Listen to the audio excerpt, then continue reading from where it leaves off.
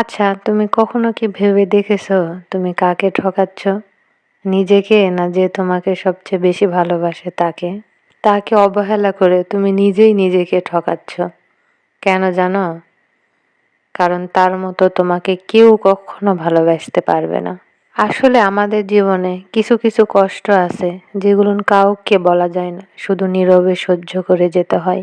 মনের মতো কাউকে পাওয়া মানে ভাগ্যের ব্যাপার।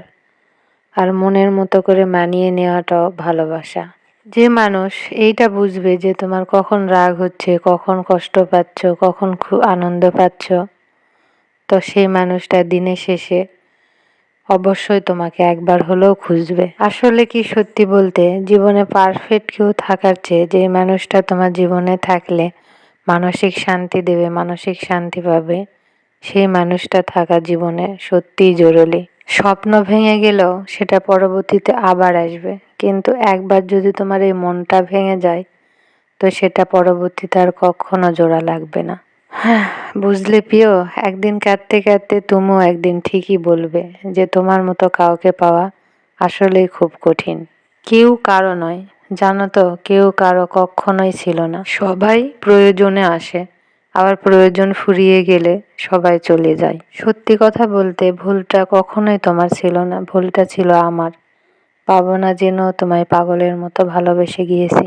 জীবনে কখনো কারোর জন্য কাঁদবে না, কারণ তুমি যার জন্য কাঁদবে সে তোমার জন্য কখনোই কান্না করবে না। হ্যাঁ, কারো খুব কাছের মানুষ হতে চেয়েছিলাম, কিন্তু আফসোস আজ তারই সবচেয়ে দূরের মানুষ হয়ে গিয়েছি। কথায় আছে, নিজে ভালো তো জগৎ ভালো। এটা সম্পূর্ণই মিথ্যে কথা। আপনি যতই ভালো হবেন, মানুষ আপনাকে ততই ঠকাবে। তোমাকে ভোলার ক্ষমতা সত্যি আমার নাই, বিশ্বাস করো। হাজারো কষ্টের মাঝে শুধু তোমাকেই মনে পড়ে। জীবনে কঠিন সময়ে যদি একাই চলতে হয়, তবে ভালো সময়ে কেন সেই সব বিশ্বাসঘাতকতার মানুষদের প্রয়োজন, বলো তো? আসসালামু আলাইকুম, সবাই কেমন আছেন? আশা করি আল্লাহর রহমতে অনেক ভালো আছেন। আমিও আল্লাহর রহমতে অনেক ভালো আছি। এখন বগর বগর করতেই ছিলাম। আসলে আমি যেই কথাগুলো বলছি এটা কিন্তু বাস্তব। আমরা মানি আর না মানি, আমার সঙ্গে হোক আর আপনার সঙ্গেই হোক, প্রতিনিয়ত কিন্তু এই ঘটনাগুলো ঘটেই যায়।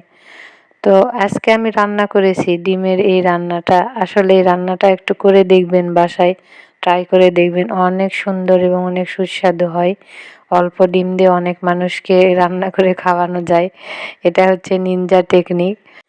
আসলে এভাবে রান্না করলে অনেক সময় অল্পতেই, অল্প খরচে অনেক সুন্দরভাবে মানে চলে যায় আর কি।